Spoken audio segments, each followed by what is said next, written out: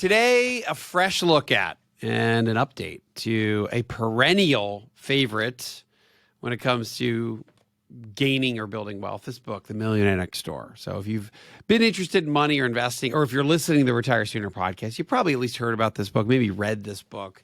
And I read this so long ago that I didn't realize the impact that it had, because it was one of these things that I got in the investment business 20 plus years ago. And I remember, I believe I think I was an intern when I read Millionaire Next Door. It had just come out. It was 1996. And I think my first investment internship was 1997. So it was brand new, and it was kind of groundbreaking research. So I read it basically right as the book came out. And I think it was so popular because it was the first book to identify wealth and being able to be wealthy for like non-celebrities, meaning that, wealth in America to some extent is still portrayed as Hollywood, or it's this famous, you got to be famous, you got to be a unicorn, a hedge fund manager or technologist, and invent something brand new in order to gain wealth in America. And we still think of it that way. Think of, Ted Turner. He started CNN. He owns all the land in Montana. You think of famous rich people like Bill Gates, and you started Microsoft, which is we're talking about $1 trillion companies here. You think of guys like Donald Trump, who have got, buildings in New York City, really high profile. And Millionaire Store was the first real look at giving the average person in America a shot, or maybe some hope, at also becoming wealthy, or also becoming a millionaire, and not just this kind of celebrity, which is, in my opinion, still, it's kind of out of reach for almost everybody in the world. And it was the first to really create this. And I think when the Millionaire Next Door did it, meaning that it said that just anybody can do this if you have these habits I'm going to go through today. Anybody can become a millionaire in America if you have the habits, or try to follow the habits of the people that Thomas Stanley, PhD, studied about and wrote about in this book, The Millionaire Next Door. So this thing still keeps selling because it's so good and so informative. I even think, though, that the misconception so he unbundled and debunked the misconception that you have to be famous, celebrity-like, to ever get to be wealthy. What's interesting to me is that I think that misconception is still alive and well, or maybe even more so today. I mean, think about the world we live in today. So it's the Kardashian effect, right? It's like, oh, you're rich and opulent life. Oh, those are the rich people. The YouTuber effect. If you look at kids today, I mean, because I have a bunch of little kids, I know that they watch YouTube and they see wealthy people are gamers that live in modern mansions. Hey, Jake Paul, the Paul brothers, they live in these palatial Beverly Hills, or not California, on the coast, big estate. So like my little kids grow up seeing like, oh, that's wealthy. Maybe the misconception is even bigger. Even the concept of the rich guy driving the pickup truck, I think that's still a little confusing, because every time I see that picture, you see Sam Walton, by the way. And by the way, you're listening to Retire Sooner podcast, but on video, I'm looking around the room. We got the entire Retire Sooner cast here, Andrea and Mallory and Marissa, all helping. So it looks like I'm looking at people. There are people in the studio, a live studio audience. Is the pickup truck guy that you see is Sam Walton. Who's Sam Walton? He's the Walmart guy. He started Walmart. He's a multi-billionaire, one of the richest families on the planet, but he's in a pickup truck. So yeah, I think that almost misses the mark too. So I think that the Walton family could buy every single pickup truck dealership in the entire United States of America, all the new F-150s out there, like a rounding error in their checking account. So even that, I think, is a little off when it comes to a visual of just the average guy, become a millionaire in America. It's still to some extent out of reach when you think about the wealth that we see on TV and social media. But back in the 1990s, Thomas Stanley was the first person to debunk that thought. Debunk the thought that rich people were hedonistically rich, celebrity-like rich, Tiger Woods rich. Again, Michael Jordan, Ted Turner, Bill Gates, Warren Buffett. I remember in elementary school that kids would talk about, Bill Gates is so rich that he could drop $1,000 and make it up the next second. Weirdly, my kids still talk about that to this day. Like, it's fast forward to 2021, and little kids, just like when I was in elementary school, it was a long time ago. We're talking 40 years ago, some 40 years ago, still talking about the same thing. And it's today, it's a little bit of a different cast of characters. Gates is still around. You know, his net worth is halved because he's getting divorced, but you know what? He's still a multi-billionaire. And he, by the way, it's funny, these ultra billionaires that give away 99% of their income, the giving pledge. I think Warren Buffett's doing it, Zuckerberg's doing it from Facebook. My kids ask me about that. How can they give away all their money? Well, they give away 99% of 100 million. You still have $1 billion left. I'm sorry, 99%. You give away 99% of 100 billion. You still have 1% left. It's still $1 billion, guys. Oh, okay. They're not getting everything away. So we still see, though, Elon Musk, Jeff Bezos, we still see the 0.00001% of the wealthy in the U.S. And it's hard to wrap your arms around $100 billion in net worth when you're just trying to get to a couple million and trying to retire sooner. So today is about like the real world practical people in America, that the nuts and bolts of how to get to and copy or emulate the Millionaire Next Door habits. And we all know that if you find a successful group of people and you can emulate their habits, you can accomplish similar things. And that's what we'll do today. And that's why the book still stands the test of time. So let me go into this book, and I'll give you just if you go in and look at the traits, and this is, again, today is about my take on these traits. The 7 factors, by the way, are, they live well below their means. They allocate their number 1. Number 2, they allocate their time and energy and money efficiently in ways conducive to building wealth, of course. 3, they believe in financial independence more important than high social status. Get it? Parents, it's 2 things about the family dynamics. Number 1, their parents did not provide what he calls outpatient care. It's money to adult children. 5, their adult children are economically self-sufficient. It means their kids get out of the house and do well self-sufficiently. Number 6, they're proficient in targeting market opportunities, which makes sense, and they choose the right occupation. So that's just kind of the quick 7 overview, but that we're going to dive into today. And I'm going to give some context around all of those habits.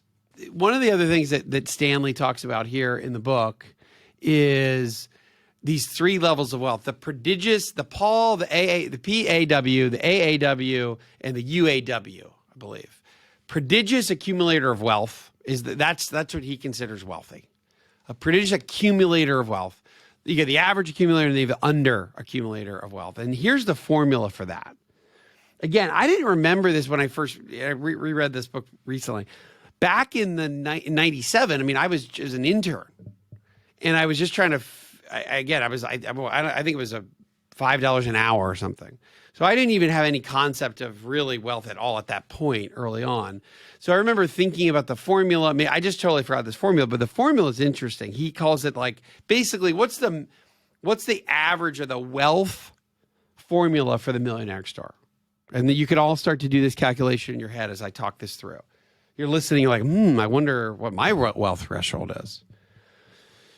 Here it is. And I want to do some wealth statistics in a second, but I'm going to skip to this formula because I think it's a really helpful nuts and bolts thing to think about.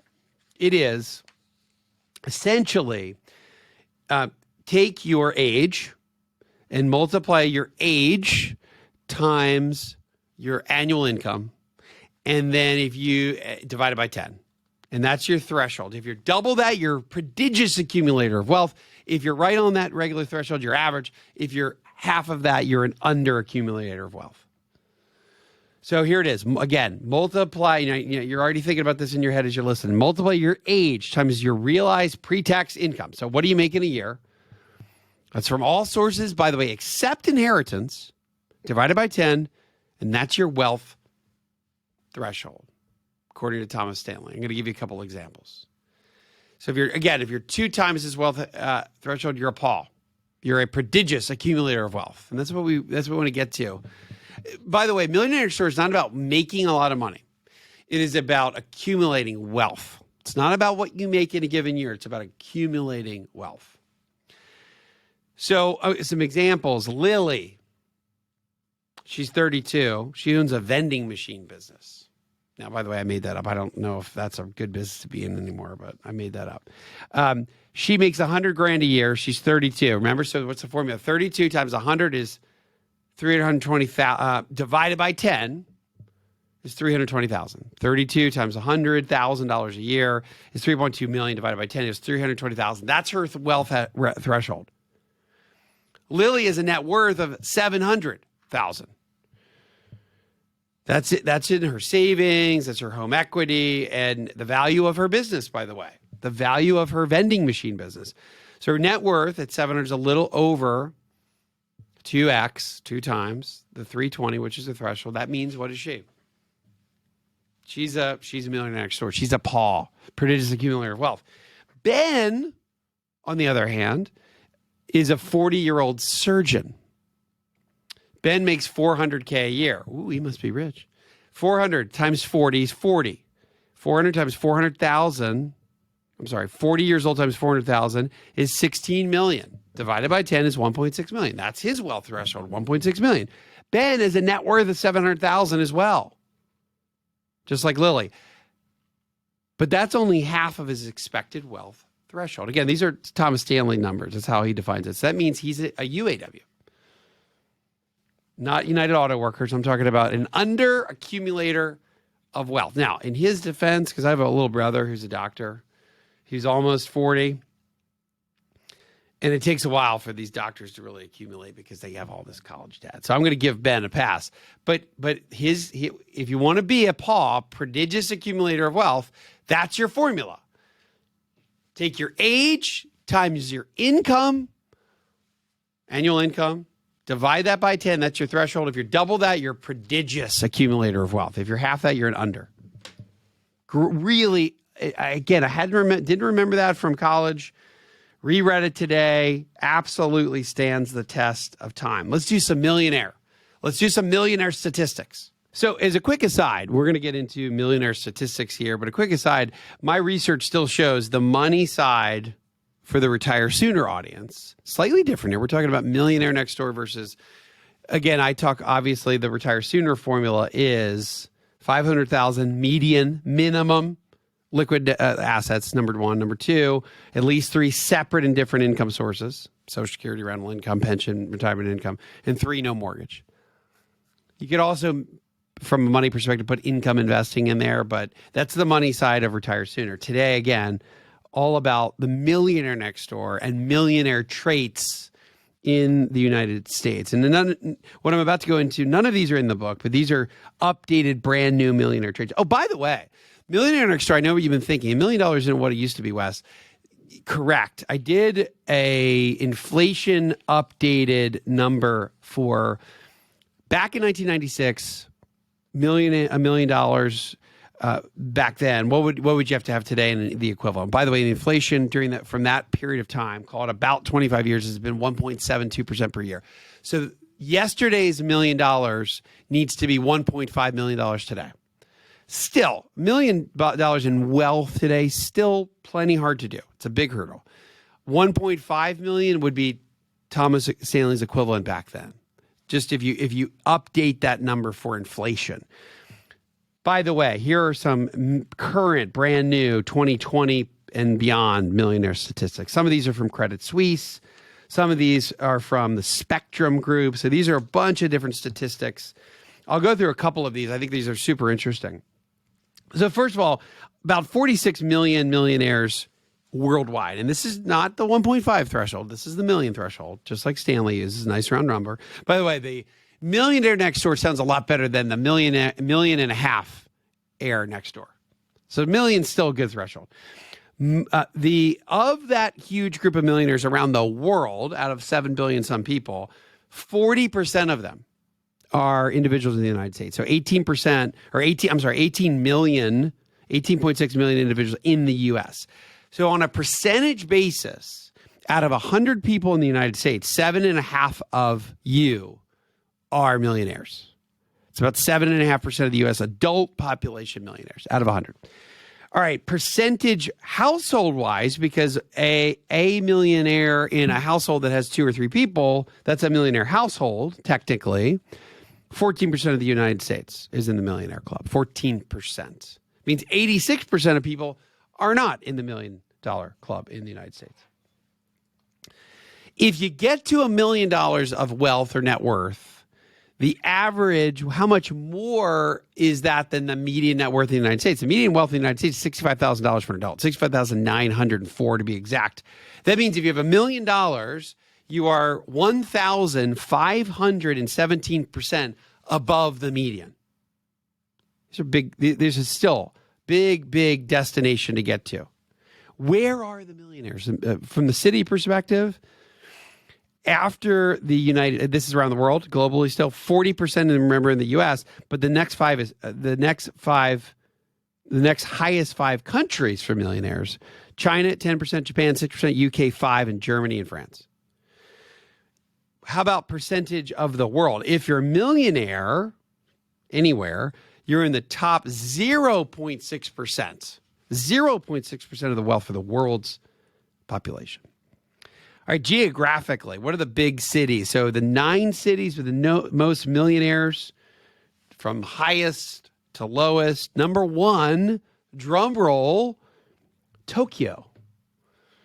Number 2, New York City. Number 3, London. Then Paris, Frankfurt, Beijing, Osaka, Hong Kong, and Shanghai.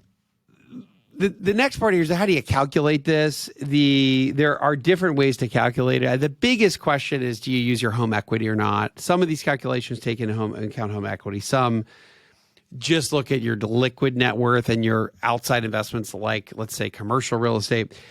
I think my children always ask this question: is it in the bank?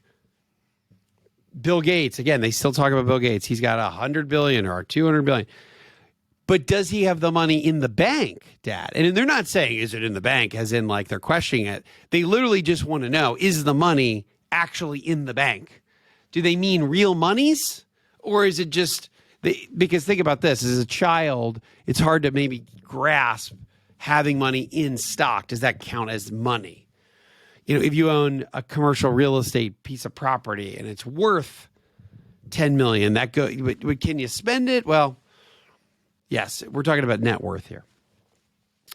I love these statistics about new projections. These are ridiculous stats. Like, there's 1,700 new millionaires made every day. I bet you there's like 1,699 lost every day because markets are so volatile and move so much. Think about Bitcoin can be at 65,000 or can be 30,000 at any given time. Think about how many people that creates or eliminates of being a millionaire at any given day. So I don't love those per minute stats.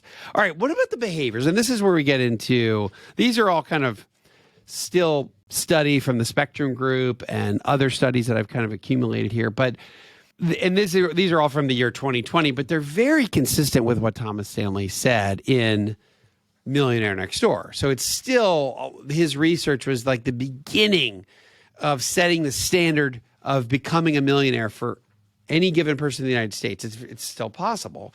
Well, number 1, education. Of course, education important. 84% of millionaires, some degree, some sort of college degree. Savings. Well, they all rate savings to be a huge part of their overall wealth philosophy. That obviously makes sense. On a scale 1 to 10, it gets a rating of 82 in importance on a scale 1 to 10. This is from the Harris Group survey of affluence and wealth. They save on average 23% of their income. These are people that get to the millionaire goal line, if you will. And then the other thing here is, again, this is a brand new statistic, but is again, 2020, Thomas Stanley, same exact thing that Thomas Stanley said back in 1996. These guardrails, guidelines, the DNA, the habits of the millionaire, just they haven't changed since Stanley wrote about this. No inheritance. This is a study from Fidelity, showed that 86% of millionaires said they made their own wealth. 86. It means only 14% of people that are in the millionaire threshold inherited it. It is still a first generation, I'm going to make my own way destination here in the United States. This one is, I think, so helpful, particularly for anybody at any age listening to Retire Sooner podcast, is that what's the time frame to become a millionaire? It's long.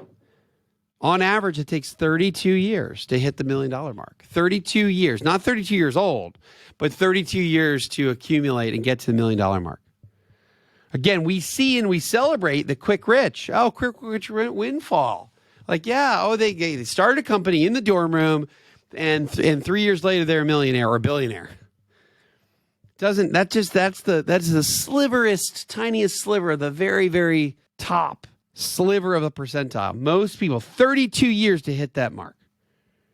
In fact, that same study showed that 80% of current millionaires didn't get there until they were at least 50 years old. Takes a long period of time. Again, couple here, this is a habit.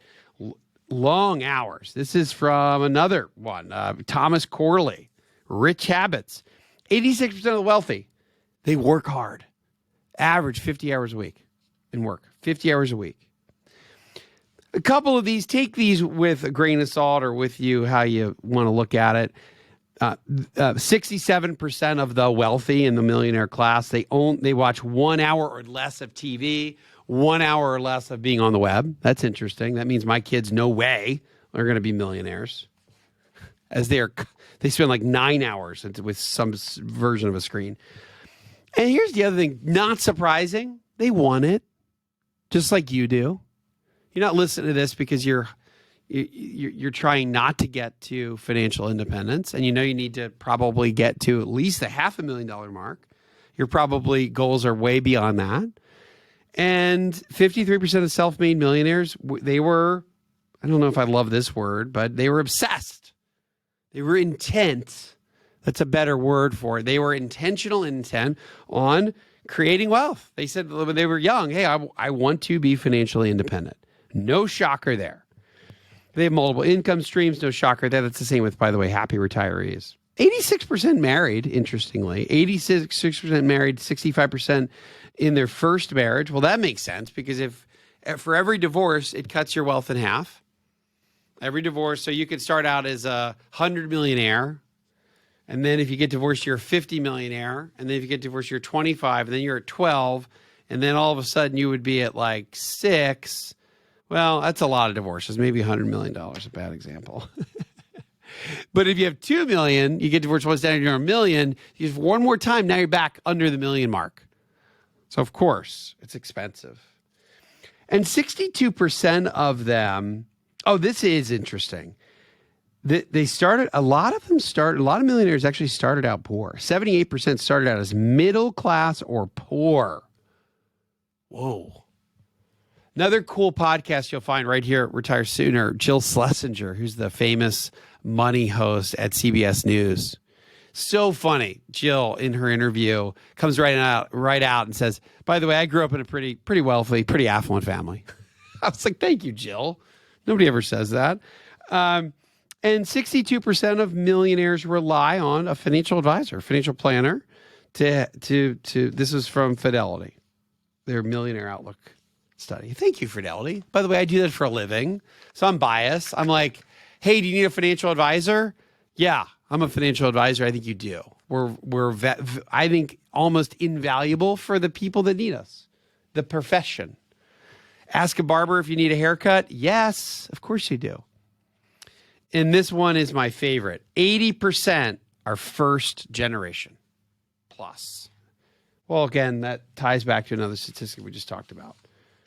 Because again, most millionaires don't inherit the money. 80% first generation, and 66%, so 2/3, are at some point in their life a business owner.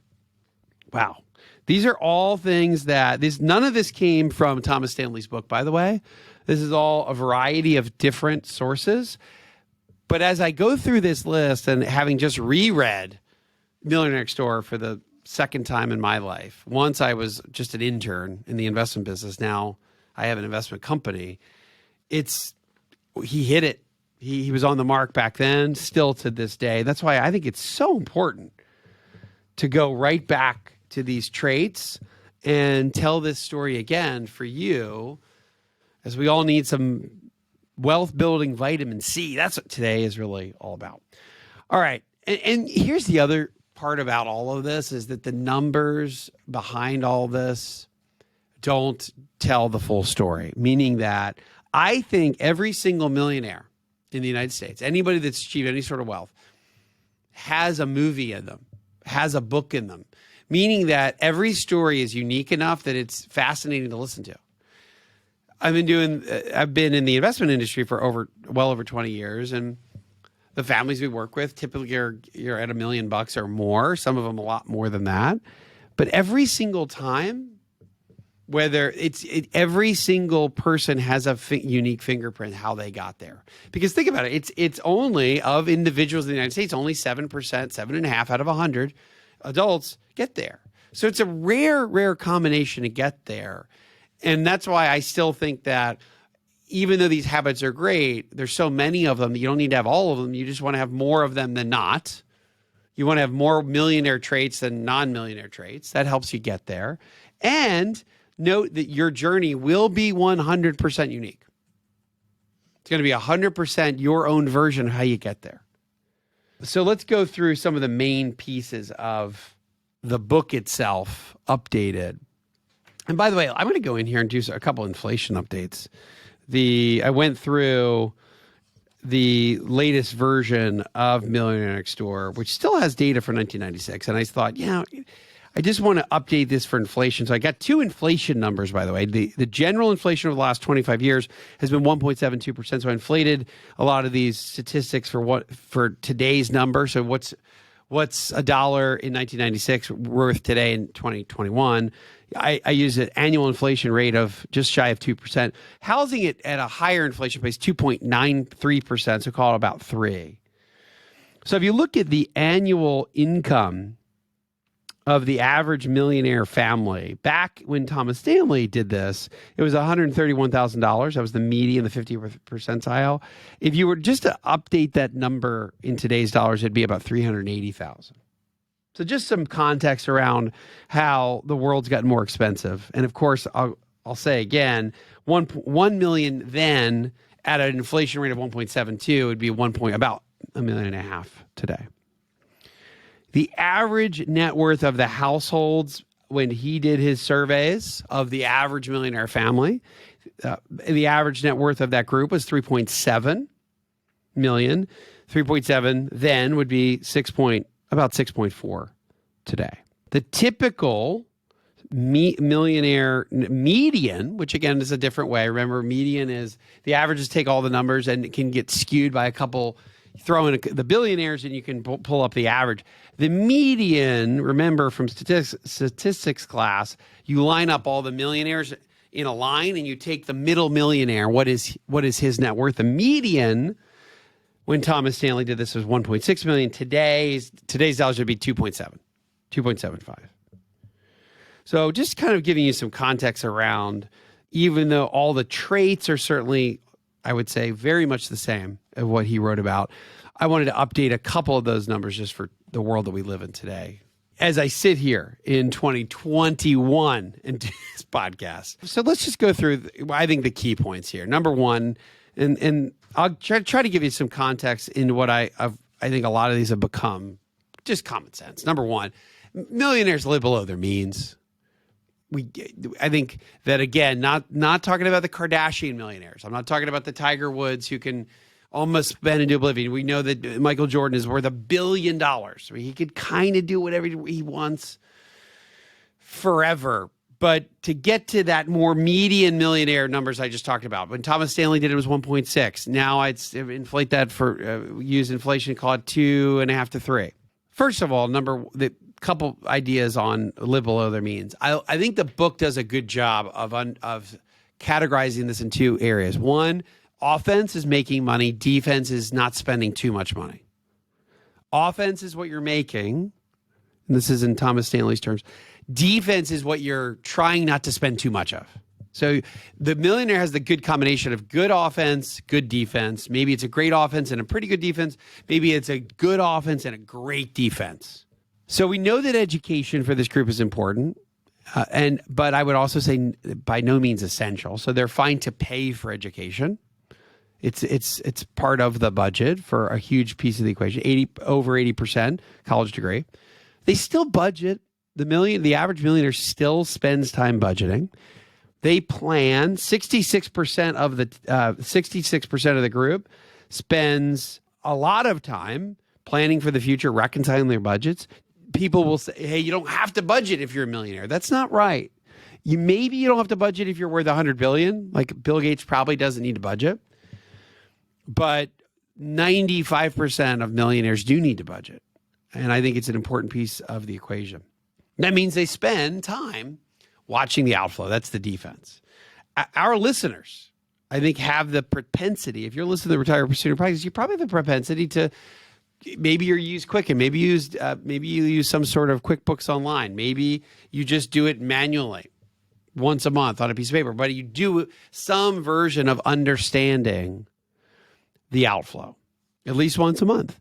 The other thing that Stanley talks about, and I think it's a huge piece of the equation, is that they're smart or at least have a really good concept of taxes. The wealthy pay less in tax than you would think. Because if you think about it, the wealthy, the highest tax dollar that you in your life is what? It's wage income. It's what you earn through work. When you're working, that's the highest tax dollar. You got federal tax, you got state tax, you got FICA tax, that's the amount of income and or wealth that gets the biggest chunk taken out of it. But if you own a stock, you can own $10,000 in a stock and it can go all the way to 100,000 or 200 or 500 or a million. And as long as you don't sell it, there's zero taxes. Now, eventually you've got some capital gains, but remember, capital gains and dividend taxes are much less for most people than ordinary income.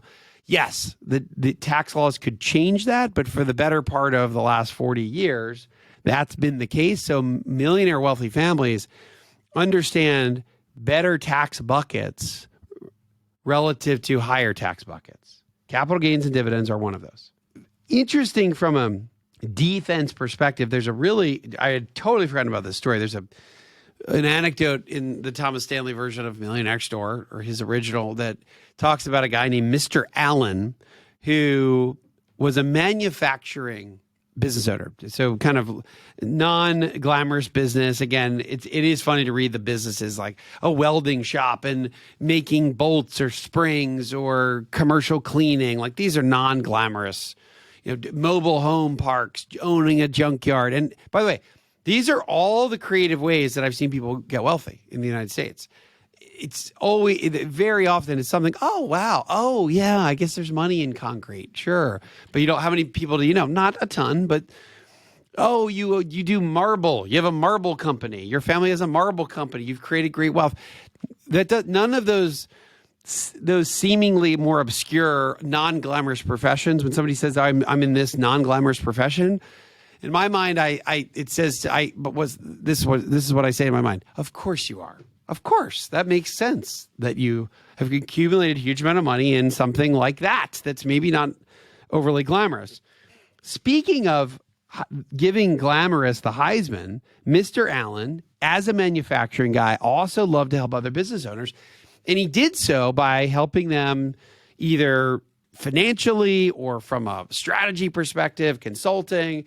And he helped a ton of business owners in his area. And he became, a little bit of a local legend / hero. Created a huge, prodigious accumulator of wealth. I think he had a more than 10 times his threshold ratio. But after, 20 some years of helping all these people, a couple of the business owners that he had helped who had started out with nothing and accumulated a huge amount of wealth, got together and said, we need to give Mr. Allen a present. And what did they buy him? They bought him a Rolls Royce. What? They got together and they bought him a Rolls Royce. And they went and they gave him a Rolls Royce. And you know what he did? He said, guys, thank you. Thank you so much, but I'm not going to accept it because it's just so far out of the realm of what I like to feel. I don't even feel comfortable in the roads. I fish. I throw fish in the back of my old Buick.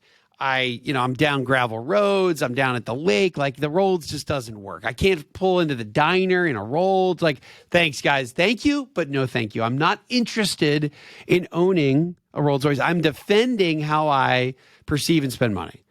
By the way, the brand new Rolls Royce, I had to Google this and figure this out. Actually, I just asked one of my kids. I was like, Jake, what's it cost to buy a Rolls Royce? You mean, hey, Dad, you mean a Phantom? Yeah, one of the Rolls Royce Phantoms. He's like, I think it's like $350,000, which is exactly right.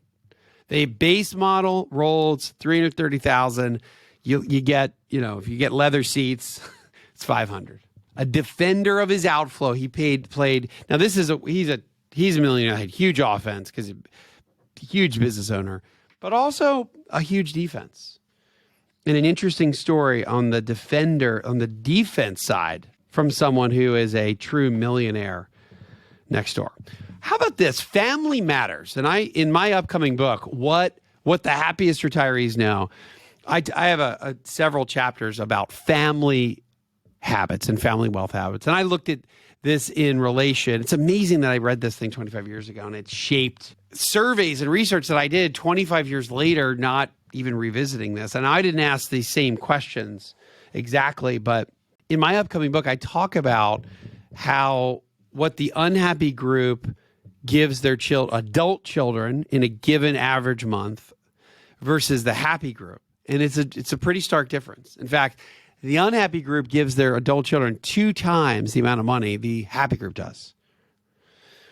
That's how I look at this research, money, happiness, relationship. What Thomas Stanley did is what does it mean from a wealth perspective? Well, here we go. Kids who receive money to start out their working life, he calls EOCs. That means economic outpatient care. What's interesting is the folks that EOCs who end up earning about the same as non-EOCs. So the kids that got a lot of help as adults still ended up earning about the same as non-EOCs, the ones that didn't get any help. They ended up about the same amount of income level over time. However, they only ended up accumulating 47%. That's less than half of the non-EOCs. Whoa. So that means that by helping your children, the Millionaire Next Door understood that helping their children while they were adults, paying for their grandchildren's tuition, giving them money for down payment, paying for some extraneous costs, might seem helpful, but it actually leads to less than half the net worth long-term for those kids. Whoa, what a lesson. If you're thinking about having kids, if you want your kids to be wealthy, what a lesson to me for my own kids.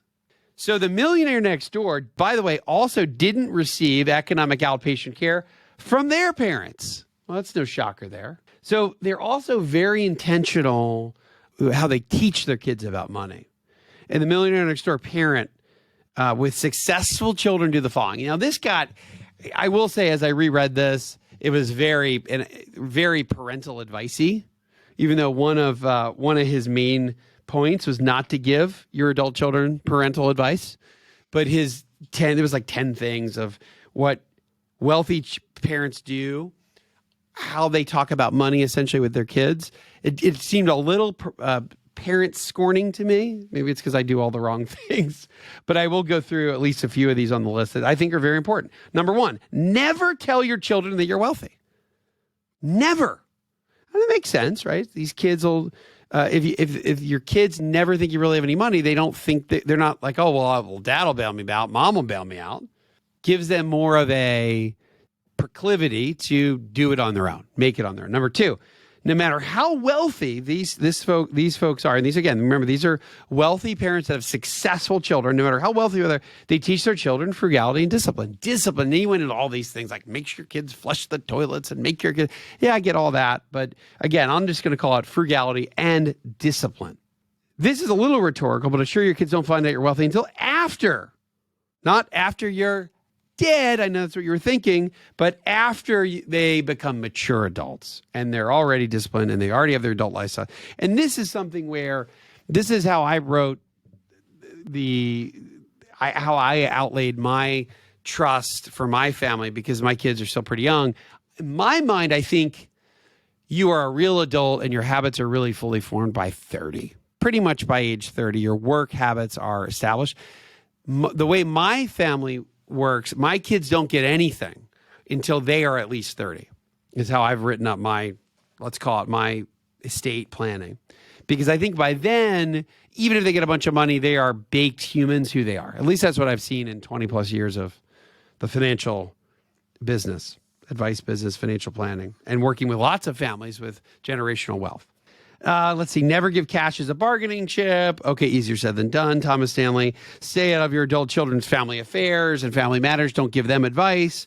Okay, he's giving us advice. Don't try to compete with your children. I guess that makes some sense. Like, don't suppose you're not saying, when I was your age, and this is probably why I don't like this advice because I've said that a million times. When I was your age, I was herding cattle in Wyoming.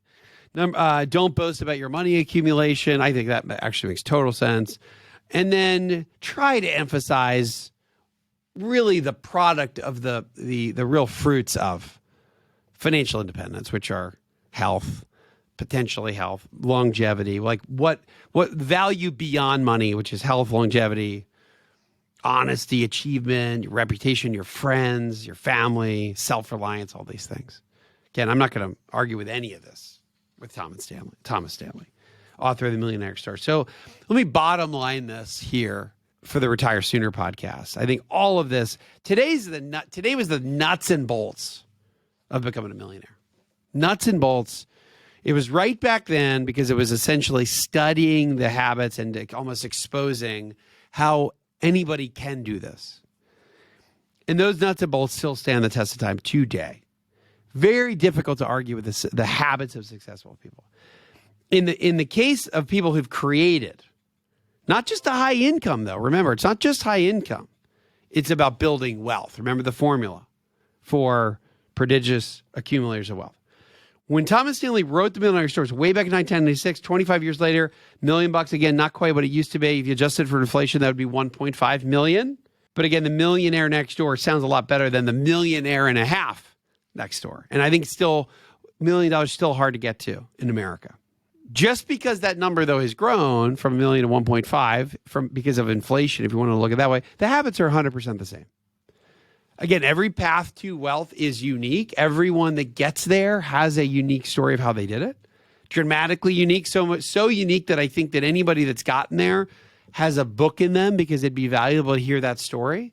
Everybody that's gotten there to this threshold has a movie in them because it's unique and fascinating to watch these stories. Maybe it's me that I'm fascinated in all of the different paths that people take to get to wealth.